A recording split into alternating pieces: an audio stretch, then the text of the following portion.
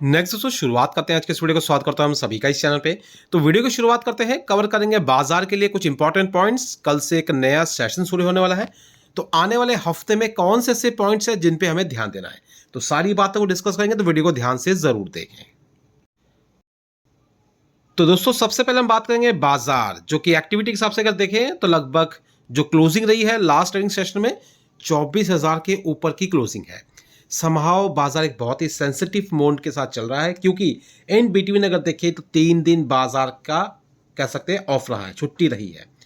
3 दिन में अगर देखें तो शुक्रवार, शनिवार और रविवार, और ये आज रविवार है। रविवार के बाद कल एक कह सकते हैं मंडे का दिन, इस हफ्ते का पहला दिन।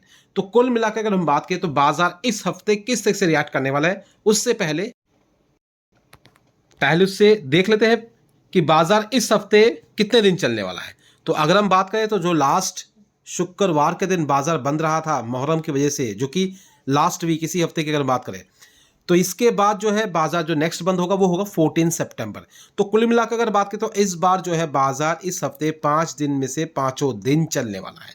तो इंटरेस्टिंग पॉइंट है। सबसे इंपॉर्टेंट ये है कि इन पांचों दिन में बहुत सारे एक्टिविटी, बहुत सारे अप्स एंड डाउन्स, बहुत सारे डेटा, इन सभी के बारे में हमें पता लगने वाला है। दोस्तों जैसा कि आप सभी जानते हैं, फिलहाल जो है हम यूएस मार्केट को भी कवर कर रहे हैं, इसलिए कुछ अपडेट यूएस मार्केट की तरफ से भी है। और इस यूएस मार्केट की बात करें तो यहाँ पे देखने को मिलेगा इस हफ्ते शुक्रवार का दिन बाजार बंद रहेगा। मतलब यूएस का मार्केट जो है 5 दिन में से 4 दिन चलने वाला है। अब अगर तो पॉइंट की अगर हम बात करें जो कि पूरे बाजार को वोलेटाइल कर सकता है, वो है रीसेंट मुद्दा जियोपॉलिटिकल कंसर्न, जहां पे Iran versus US versus Israel का कन्फ्लिक्ट चल रहा है, जो कि मिडिल ईस्ट में हम देख पा रहे हैं। फिलहाल इसी चीज को लेकर बहुत सारी डेवलपमेंट हुई थी, बहुत सारी बातचीत हुई है, और इसी बातचीत के दौरान सीज फायर एग्रीमेंट भी दोनों कंट्रीज के बीच में हुआ है। अब इस सीज फायरिंग का मतलब यह है कि कोई भी कंट्री एक दूसरे पे अटैक नहीं करेगा, मगर इन बिटवीन अगर देखें, जैसे हम बात करते हैं लास्ट ट्रेडिंग सेशन के बाद की, तो यहाँ पे कुछ एक्टिविटी देखने को मिली है स्ट्रेट ऑफ हॉर्मुज में। अब इस स्ट्रेट ऑफ हॉर्मुज की अगर बात करें तो यहाँ पे अटैक ड्रोन के द्वारा किया गया है ईरानी कह सकते हैं शिप पर। और ये क्यों किया गया है? क्योंकि ईरान की तरफ से भी कुछ अटैक किए गए थे यूएस के शिप्स पर। तो अब जो है इस एक्टिविटी को देखें तो थोड़ा सा एस्केलेट होता नजर आया है। US launches second night of strikes on Iran after ship hit by drone. तो इस तरीके की एक्टिविटी जो है यूएस की तरफ से फिर से देखने को मिल रही है। अब यहाँ पे अगर बात करें तो देख सकते हैं a cargo vessel anchored off the coast of Oman on 23rd amid marine congestions related to the Strait of Hormuz, जो कि यहाँ पे बताया गया है। For a second day in a row, the United States has launched strikes on Iran, once again citing an attack against a commercial vessel as a motivation, जो कि commercial vehicle पे इनका जो अटैक किया गया था ईरान के द्वारा, जिसकी वजह से ये फर्दर यूएस की तरफ से भी सारी चीज़ें हुई हैं। अब इस अटैक के माध्यम से अगर बात करें तो फिर से मिडल ईस्ट का जो सीज फायर है वो वायलेट होता हुआ नजर आ रहा है। As a part of June 17 memorandum, जो कि कह सकते हैं understanding between the US and Iran might be breaking point. तो इस तरीके का खतरा भी नजर आ रहा है कि हो सकता है जो भी पीस टॉक को लेके कॉन्ट्रैक्ट साइन हुआ था वो वायलेट होता हुआ नजर आ सकता है। फिलहाल अगर इस चीज को लेकर देखें तो आईआरजीसी भी इस चीज पर एक्टिवली काम कर रही है यूएस की अगर बात करें स्टेट ऑफ हॉर्मुज कह सकते हैं सेगमेंट पर, और इस फ्रेम के तहत अगर देखें तो लेबनान पर भी फर्दर अटैक होने के चांसेस ज्यादा हो सकते हैं। तो दोस्तों इस खबर से तो हम इतना समझ सकते हैं कि ये जो लड़ाई का मुद्दा है फिर से एस्केलेट होता नजर आ रहा है।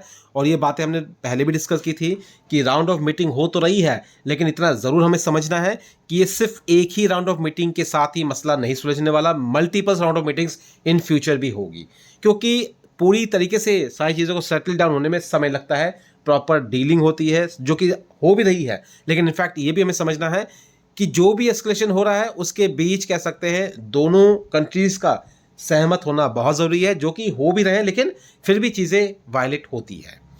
लेकिन ये भी नहीं है कि पूरी तरह से बाजार नेगेटिव है, और ये भी नहीं है कि पूरी तरह से पॉजिटिव है। तो इस तरीके की चीज़ें एक्टिविटी हमें फिलहाल देखने को मिली है। तो कह सकते हैं एक तरीके का खतरा ज़रूर है बाजार के लिए कल के दिन के लिए। The US launch another wave of strike on multiple target, जो कि ईरान पर इन्होंने किया है। बोट एक्सचेंज देख सकते हैं fresh attack over a weekend, जो कि इसी वीकेंड में हुआ है। एंड फिर से कहूँगा दोस्तों, सीज फायर को लेके जो भी नॉर्म्स और फॉर्म्स जो बनाए गए थे वो ऑनगोइंग पीस को लेके वो नेगोशिएट होते हुए देखने को मिल सकते हैं। अब देखते हैं, क्योंकि रिसेंटली दोस्तों ईरान ने बहरीन पे भी अटैक किया है और काइंड ऑफ कह सकते हैं मिडल ईस्ट पर भी अटैक किया है, जो कि यूएस को सपोर्ट करते हैं जैसा इसने पहले किया था। तो वो भी एक तरीके की अपडेट्स आ रही है बाजार में, जो कि अगर आप देखें तो आपको ये रिपोर्ट से भी पता चल जाएगा कि Tehran attack Bahrain Kuwait after US bomb Iranian coast, and ये चीज़ें हमें फिर से हाईलाइट होती नजर आ रही है। अब इससे फ़र्क क्या पड़ेगा? सबसे पहला फ़र्क कल मॉर्निंग में 5:30 बजे, कल मंडे है, मार्केट की ओपनिंग हालांकि देखिए 9 से लेकर 9:15 के बीच में होती है। 9 बजे प्री ओपनिंग सेशन होता है, 9:15 बजे जो है लाइव मार्केट चलता है। उससे पहले अगर देखें तो बेसिकली ऑयल के प्राइजेस किस तरह से डिस्टर्ब हो सकते हैं, चांदी या फिर कह सकते हैं सिल्वर और गोल्ड को लेके क्या प्राइसेस डिस्टर्बेंस होगा, ये सारी बातें हम अर्ली मॉर्निंग मंडे के दिन भी देख सकते हैं, जो कि मॉर्निंग में ही इसकी शुरुआत हो जाएगी। अब अगर दोस्तों लास्ट ट्रेडिंग सेशन के हिसाब से देखें तो लगभग 71.99 ऑलमोस्ट $72 के करीब है, जहां 4.25% गिरावट दिख रही है।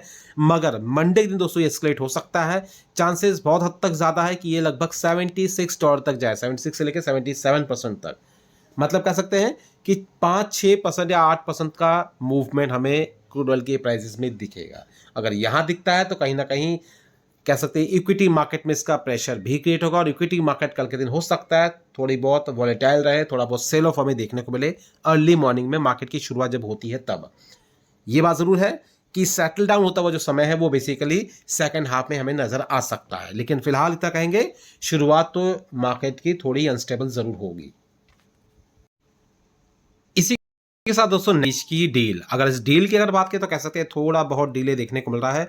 अगर बात करें तो यहाँ पे from India Russian oil purchase to legal battle in the Washington, फिलहाल इंडिया जो है बेसिकली ऑलरेडी रशिया से ऑयल खरीदा है, तो ये एक थोड़ा सा कंसर्न पॉइंट हो सकता है यूएस के लिए। The road to India US trade deal has become increasing uncertain, तो इस वजह से ही बाजार में थोड़ा बहुत डिले देखने को मिल सकता है इस इंडिया एंड यूएस डील के बिहाफ पर। लेकिन एंड प्रोग्रेस में जुलाई तक का महीना है, तो जुलाई तक महीने में अगर देखें तो किस तरीके की एक्टिविटी होती है। इसके साथ अगर बात करें तो और एक मेन पॉइंट है, मेन फोकस, और वो है दोस्तों मोटर इंडस्ट्रीज। तो व्हीकल एंड मोटर इंडस्ट्रीज की अगर बात करें तो यहाँ पे इनके नंबर्स डिक्लेयर होंगे, क्योंकि कह सकते हैं इस हफ्ते 1 तारीख जुलाई की आएगी, और जुलाई महीने की शुरुआत में ही पता चलेगा कि जून महीने में किस तरीके का बिजनेस किया है, कह सकते हैं मोटर इंडस्ट्रीज ने। तो जो भी अपडेट होगा उस बिहाफ पे हम आगे फर्दर डिस्कशन आपके सामने सारी चीज़ें ज़रूर रखेंगे। तो फिलहाल उस चीज़ का भी हमें इंतज़ार करना है। और रही बात इन्फ्लेशन का डेटा भी आना बाकी है, लेकिन वो मिड ऑफ मतलब इस हफ्ते के बाद की बात करें तो next week to next week declare होगा, चाहे इंडिया की बात करें चाहे यूएस की बात करें। तो ये भी एक इंपॉर्टेंट फैक्टर रहेगा पूरे बाजार के लिए। तो ये सारे पॉइंट्स है जहां पे हमें बाजार पे नजर रखनी है। और इससे भी बहुत इंपॉर्टेंट बात, और वो है दोस्तों क्वार्टरली नंबर्स। तो Q1 के नंबर्स डिक्लेयर होने शुरू होंगे, और जिसकी शुरुआत इसी जुलाई महीने में होने वाली है। और अगर हम बात करें तो इस पर भी फोकस रहेगा, क्योंकि इसी बिहाफ पे मार्केट में मूवमेंट होने वाली है पोजीशंस की। खास करके आपको दोस्तों जो नंबर्स देखने को मिलेंगे आईटी सेक्टर्स में, देख सकते हैं टीसीएस के भी डेट डिक्लेयर हो चुकी है। टीसीएस अपने नंबर डिक्लेयर करेगी 9 जुलाई, एचसीएल करेगी 13, उसके बाद एंजल वन के बाद 15। तो इस तरीके का जो है 1 बाय 1 डेट आपको देखने को मिल जाएंगे। इस बार के जो नंबर है आईटी सेक्टर्स को लेकर बहुत इंपॉर्टेंट रहेंगे। एक तो पहली बात है Q1 के नंबर है, दूसरा पॉइंट है जो कि फियर चल रहा है फिर से कहूँगा ईआई को लेके, तो वो एक सेगमेंट है जिसके बिहाफ ये चीज़ें चल रही हैं।